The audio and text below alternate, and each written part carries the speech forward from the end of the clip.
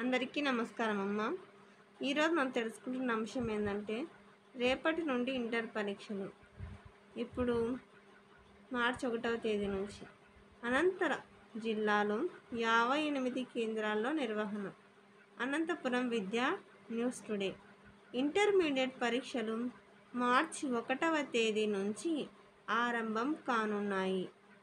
అనంత జిల్లాలో 58 కేంద్రాల్లో పరీక్షలు నిర్వహించనున్నట్లు మొదటి సంవత్సరం విద్యార్థులు 24,446 మంది, ద్వితీయ సంవత్సరం విద్యార్థులు 17,110 మంది పరీక్షకు సన్నద్ధమవుతున్నారు.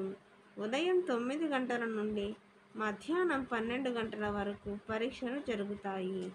కేంద్రాల్లో సీసీ కెమెరాలను ఏర్పాటు చేశారు.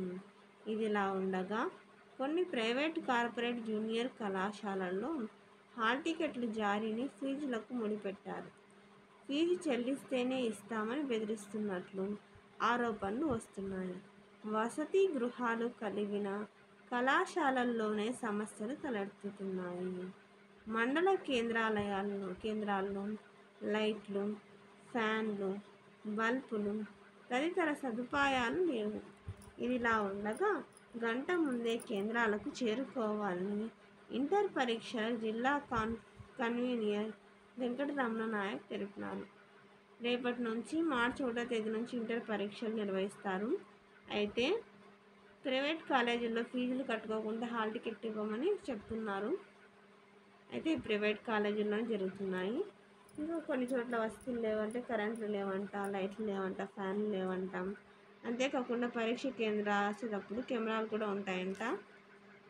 కాబట్టి విద్యార్థులు జాగ్రత్తగా పరీక్షలు రాయాలని కోరుకుంటున్నాను. అందరికీ నా తరఫు నుంచి హృదయపూర్వక ఆల్ ది బెస్ట్. అందరికీ పరీక్ష బాగా రాయాలని మనస్ఫూర్తిగా కోరుకుంటున్నాను. అందరికీ ధన్యవాదాలు. నా ఛానల్ సబ్స్క్రైబ్ చేసుకొని సపోర్ట్ చేస్తున్న వాళ్ళందరికీ పేరు పేరున ప్రత్యేకమైన ధన్యవాదాలు. అందరికీ మరొకసారి ధన్యవాదాలు. అందరికీ ఆల్ ది బెస్ట్.